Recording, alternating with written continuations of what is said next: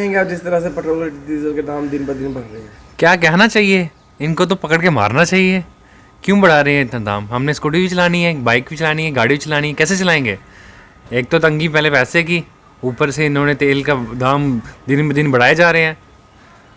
बस क्या लगता है सर आपको, अगर आपके पास व्हीकल है आपको छोड़नी पड़ेगी? छोड़नी पड़ेगी। मुझे लगता है अब वही ज़माना आने वाला है साइकिल वाला, साइकिल लेना पड़ेगा। कहेंगे आप जिस तरह से पेट्रोल और डीजल के रेट बढ़ रहे हैं?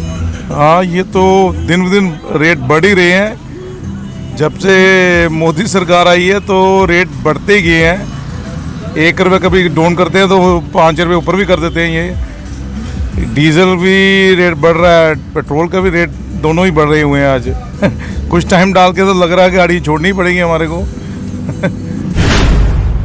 सर जिस हिसाब से बढ़ रहे हैं तो हमें तो सर वो ये है, क्या कहते हैं, मार ही है सर एक तरफ से। क्योंकि हमें 100 किलोमीटर सफ़र डेली हफ्ते में एक बार यूज़ करना पड़ता है। तो अगर 100 रुपया हो जाएगा पेट्रोल तो सर कैसे चलेगा फिर काम? तो छोड़नी पड़ेगी, साइकिल पे आना पड़ेगा और क्या। ये जिस तरह से पेट्रोल और डीजल के दाम बढ़ रहे हैं, मैं तो ये कहूँगा हिंदुस्तान में सरकार जो पिछले 7-8 साल से आई हुई है वो पूरी तरह से उसने कसम जैसे खा ली है कि हमने हिंदुस्तान के लोगों को जीने ही नहीं देना है, उनके जेबों में 1 रुपये भी नहीं रहने देना है। पिछले कई सालों से हम देख रहे हैं कि अशिया खुर्दनोश हो या फिर पेट्रोल हो, डीजल हो, हर जगह पर कीमतों में इजाफा ही होते जा रहा है। आखिरकार सरकार क्या चाहती है? क्या गरीबी को ही आम करना है या गरीबों को ख़त्म करना है, या फिर गरीबों को अमीर ना बनाने की एक बहुत बड़ी साजिश है? मैं तो अपनी गाड़ी बेच रहा हूँ, मैं पैदल चलूँगा, मैं घोड़ा ले लूँगा, वो घास खाएगा, लेकिन पेट्रोल की मेरे पास हिम्मत नहीं है। अब मैं तंग आ गया हूँ। सरकार को सोचना चाहिए, क्योंकि जो पेट्रोल और डीजल है आम हो गया, क्योंकि हर एक के पास इस समय स्कूटी गाड़ी है। तो जो आम आदमी, सैलरी तो आम आदमी की उतनी है, लेकिन जो पेट्रोल और डीजल के दाम है वो दिन ब दिन बढ़ते जा रहे हैं। तो वो उतनी सैलरी में घर कैसे चलाएगा, पेट्रोल डीजल के खर्चे पूरे कैसे करेगा?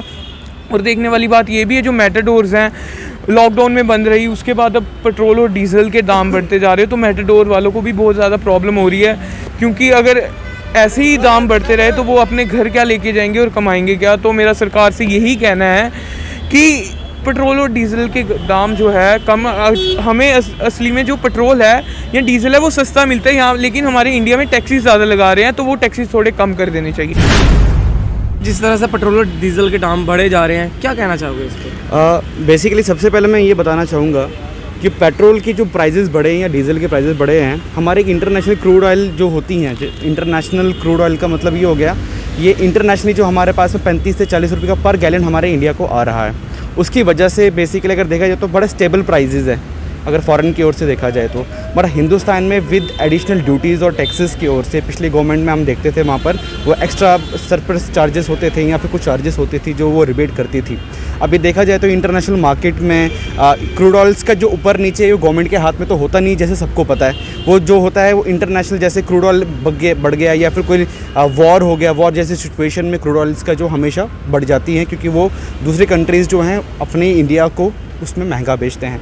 मगर अभी देखा जाए तो पर गैलन हमें 35 से 40 रुपये का के हिसाब से पड़ रहा है, बड़ा स्टेबल है। बट स्टिल ड्यूटीज़ जो हैं वो इतना डाल दी गई हैं उसके ऊपर, जिसकी वजह से मुझे लगता है कहीं ना कहीं स्टेट गवर्नमेंट या सेंट्रल गवर्नमेंट को इस पे देखना चाहिए और इस पर जो हाइक किया वो कम कर सकते थे वहाँ पर, तो आई गेस कम होनी चाहिए इस पर।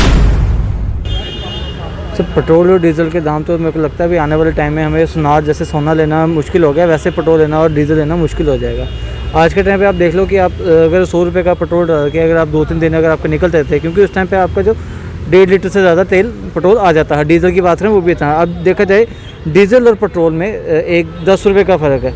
जो मतलब बेचारे डीजल गाड़ी लेते थे कि ताकि चल ठीक है जी पेट्रोल से बचेंगे, थोड़ा पैसा कम लगेगा, और वहीं पर अब जब जो हालात अब आ गए, हमें लगता है कि जैसे बिजली की बात करें, बिजली भी प्राइवेट हो जाएगी तो हम इलेक्ट्रॉनिक गाड़ी भी नहीं चला पाएंगे। तो आ जाके लगता है कि वापस साइकिल वगैरह चलाना पड़ेगा हम लोगों को, जहाँ पे पैदल चलना पड़ेगा। गाड़ी है, आप खुद पे सफ़र करते हो गाड़ी पे, क्या कहोगे? आपको गाड़ी छोड़नी पड़ेगी अब? जिस तरह के हालात है, काम करना है, छोड़ तो सकते नहीं, लेकिन क्या पता मजबूरी में छोड़ना पड़ जाए। इसलिए गवर्नमेंट को कुछ ना कुछ इस पर देखना चाहिए। बात करें तो पेट्रोल और डीजल के दाम की, तो वो एकदम से ही बढ़ते जा रहे हैं। जैसे महंगाई बढ़ती जा रही है और दाम भी उस तरह से बढ़ते जा रहे हैं। जो अमीर लोग हैं जो अपना काम वगैरह कर रहे हैं उनके लिए ठीक है, बट जो गरीब इंसान दिहाड़ी लगा रहे हैं उसके लिए काफ़ी प्रॉब्लम है। तो ये चीज़ ध्यान रखनी चाहिए कि हर चीज़ बैलेंस होकर चले। ये दाम एकदम से ऊपर चढ़ जाते हैं और एकदम से कभी नीचे भी हो जाते हैं, बट मैम ये आपके चीज़ पास कोई सही। व्हीकल है? हाँ, मेरे पास कार है। तो क्या लगता है आपको छोड़नी पड़ेगी अब आपको कार? मुझे तो लग रहा है छोड़नी पड़ेगी, क्योंकि मुझे एक्चुअली जब कार ली तो प्रॉब्लम नहीं है, पर अब जो पेट्रोल इतने इसके रेट्स इतने हाई हो गए उस चीज़ से काफ़ी प्रॉब्लम आ रही है। सर इस पे यही कहना चाहूँगा, ये सरकार नहीं अच्छी है यार। 2 दिन के बाद पेट्रोल के दाम बढ़ा देते हैं, 2 दिन के बाद डीजल के दाम बढ़ा देते हैं। हम ड्राइवर लोग हैं, हम कहाँ से इतना करेंगे? और किराया तो बढ़ाते नहीं है सरकार। पैसेंजर गाड़ी कैसे चलाएंगे यार? किराया तो बढ़ाते नहीं है। किराया बढ़ेगा तो पैसेंजर गाड़ी चलेगी। किराया भी बढ़ाएं, पेट्रोल का दाम भी बढ़ाएं, उससे हमें कोई दिक्कत नहीं आएगी। दिक्कत हम चाहते हैं पेट्रोल के दाम बढ़ते हैं तो किराया भी बढ़ाएं।